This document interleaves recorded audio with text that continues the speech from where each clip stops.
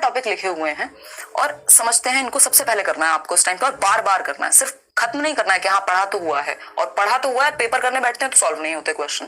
ठीक, तो concept of development यानी डेवलपमेंट 4 नंबर के आसपास आपके क्वेश्चन मिनिमम आ जाते हैं विकास की प्रक्रिया से, है ना। छोटा सा टॉपिक है, अगर आप नोट्स में पढ़ेंगे, मैंने बहुत कंसाइज वे में, ऐसा नहीं है ये सिर्फ 42 पेज के नोट्स हैं, ऐसा नहीं आपको बहुत ज्यादा पढ़ना है, 400 पेज नहीं पढ़ने हैं इस टाइम पे। स्पेशली नोट्स का मतलब ये है कि आपने या तो खुद के बनाए हो या फिर कंसाइज, कम शब्दों में ज्यादा बात कही जा रही हो जहां पे, क्योंकि पेपर में क्वेश्चंस बहुत रिपीट होते हैं, टॉपिक सिलेबस सब सेम है। ठीक है जी। अगर हम बात करें डेवलपमेंट की तो 4 से 5 क्वेश्चन डेवलपमेंट पर आते हैं, जिसमें डेवलपमेंट के प्रकार क्या हैं, प्रिंसिपल्स क्या हैं, ये एक छोटा सा चैप्टर हुआ। प्याजे वाइगॉस्की कोलबर्ग मिला के 4 नंबर के क्वेश्चन कम से कम आ जाते हैं। कई बार वाइगॉस्की के 2 क्वेश्चन आ जाएंगे, कभी प्याजे के 2 आ जाएंगे, तीनों से एक एक तो आता ही है, कई बार मल्टीपल क्वेश्चन भी आ जाते हैं, तो उस केस में 4 नंबर कम से कम आपके यहाँ कवर हो जाएंगे। ठीक, ये जो आपको शुरुआत के 5-6 टॉपिक दिख रहे हैं, ये 20 नंबर का हिसाब किताब है। अगर आप सीडीपी की बात करें और अदर सब्जेक्ट में भी ये आपको हेल्प करेंगे, तो कोई रीजन नहीं है आपके पास कि आप इन टॉपिक्स को छोड़ें। ठीक, तो डेवलपमेंट का कॉन्सेप्ट प्याजे वाइगॉस्की कोलबर्ग, इनकी सबकी वीडियो लेट्स लर्न पे है, अभी मैराथन में मैं फिर से रिवाइज कराऊंगी आपको। ठीक, सीसीई यानी कॉन्टिन्यूअस एंड कॉम्प्रिहेंसिव इवैल्यूएशन, सतत एवं व्यापक मूल्यांकन। इसकी जब हम बात कर रहे हैं तो डायग्नोस्टिक और रेमेडियल टीचिंग एक ऐसा विषय है जिसको आप शायद 10 मिनट भी ना लगे आपको पढ़ने में। डायग्नोस्टिक का मतलब है आप रीजन जानेंगे, गैप पता करेंगे, और रेमेडियल का मतलब है गैप पता करने के बाद आप बच्चे को रेमेडी देंगे, उसको सिखाएंगे सही ढंग से या दोबारा से या जैसे भी पॉसिबल हो। ठीक, जहां उसकी प्रॉब्लम है उसको सॉल्व करेंगे, बस इतनी ही बात है, और इसी पे क्वेश्चन आएगा। सीसीई में और क्या है, assessment for learning, as learning, of learning, ये थोड़ा सा जानना है, और समग्र रूप से हम बच्चे का होलिस्टिक इवैल्यूएशन की बात करें, उसको पूरी तरह से सर्वांगीण रूप में जांच पाए। ठीक, तो ये 3 टॉपिक हो गए। फिर एनसीएफ 2005 से भर भर के क्वेश्चन आते ही हैं हर साल, ये भी वीडियो मैंने बनाया हुआ है, नोट्स में भी गिवन है, उतना कर लेना है, ज्यादा नहीं करना। इंक्लूसिव एजुकेशन की हम बात करें, 5 नंबर का अकेला टॉपिक है अपने आप में, और ये 5 नंबर आपको अदर सब्जेक्ट्स में भी हेल्प करेंगे, सारे टॉपिक्स आपस में जुड़े हुए हैं। ठीक, समावेशी शिक्षा यानी सबको समावेशन, सभी बच्चों को पढ़ाना, चाहे वो स्पेशल बच्चा हो, नॉर्मल बच्चा हो, गिफ्टेड बच्चा हो।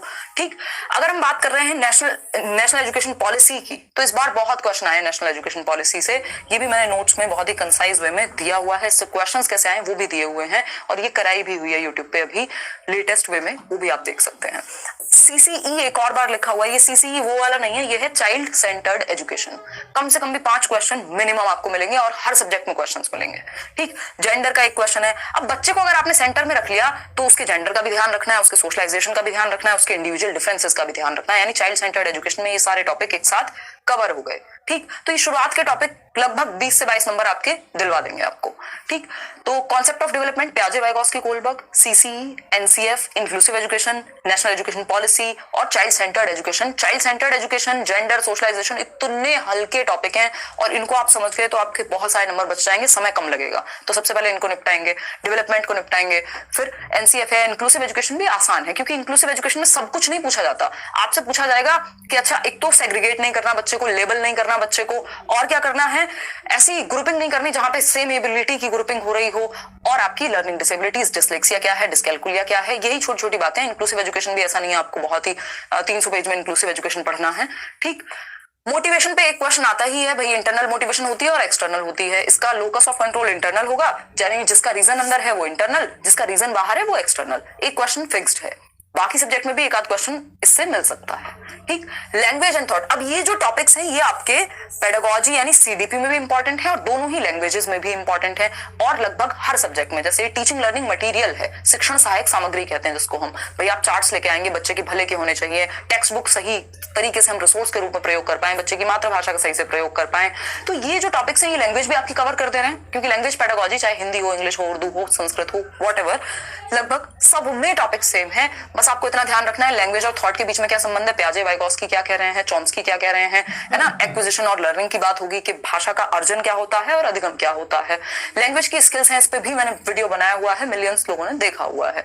यानी भाषा कौशल, 4 भाषा कौशल हैं, LSRW से हम याद रखते हैं, सुबो पाली हिंदी में हम कहते हैं, सुनना, बोलना, पढ़ना और लिखना।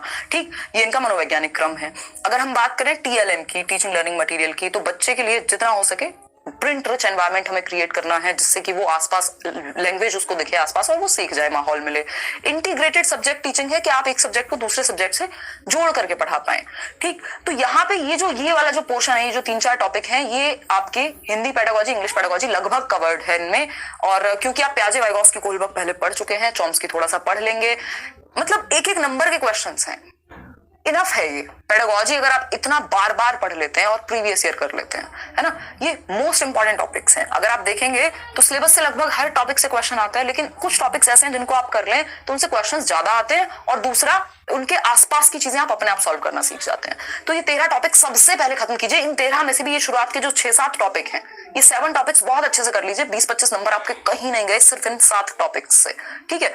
मोटिवेशन की अगर हम बात कर रहे हैं और लैंग्वेज एंड थॉट की बात कर रहे हैं, लैंग्वेज वाले सेक्शन में आपको हेल्प मिलेगी। क्लियर बात है, कोई दिक्कत नहीं है ना। लर्निंग और मोटिवेशन एक ही साथ जुड़े हुए हैं। कोई लर्निंग का चैप्टर ऐसा नहीं है आप बैठ के पढ़ने लग जाएं, अच्छा स्किनर ने क्या क्या कहा था। अच्छा अगर हम बात कर रहे हैं किसकी, थॉर्नडाइक की, तो थॉर्नडाइक के बारे में इतना पता हो, त्रुटि एवं प्रयास का सिद्धांत दिया है, 3 सिद्धांत है इनके, मैंने नोट्स में बिल्कुल जितना जरूरी है उतना। अदरवाइज तो लर्निंग अपने आप में इतना बड़ा चैप्टर है, आप पढ़ते रह जाएंगे, है ना। अगर आप पैवलोव के कुत्ते को पढ़ रहे हैं, फिर बिल्ली को भी पढ़ेंगे, थॉर्नडाइक की, फिर किसी के चूहे को भी पढ़ेंगे, तो जरूरी नहीं है कि वो लर्निंग उतना डिटेल में नहीं पूछा जाता। मोटिवेशन से लर्निंग कैसे जुड़ी हुई है? लर्निंग एक सोशल एक्टिविटी है, बच्चे को ग्रुप में सीखना चाहिए, एक्टिव रहना चाहिए। अगर आपने ये चाइल्ड सेंटर्ड एजुकेशन में भी पढ़ लिया है तो आप सही उत्तर तक पहुंच जाएंगे। तो ये मोस्ट इंपॉर्टेंट टॉपिक्स हैं, इनको जितनी बार हो सके रिवाइज कीजिए, मल्टीपल टाइम्स प्रैक्टिस कीजिए। 3-4 सेट ऑनलाइन के निकाल लीजिए जो पेपर आए हैं, क्योंकि इसकी लैंग्वेज में चेंज है ना। टॉपिक्स वही हैं, बस क्वेश्चंस मुश्किल बनाए गए हैं। तो जितना हो सके उनको एनालाइज करो, एक एक ऑप्शन आपको समझ में आए कि कहना क्या चाहता है ये क्वेश्चन। इनको मल्टीपल टाइम्स रिवाइज करेंगे। ये कुछ 13 टॉपिक हुए, इसमें सिर्फ ना सीडीपी, आपकी हिंदी इंग्लिश पेडागोजी भी इंपॉर्टेंट टॉपिक सारे कवर हो गए।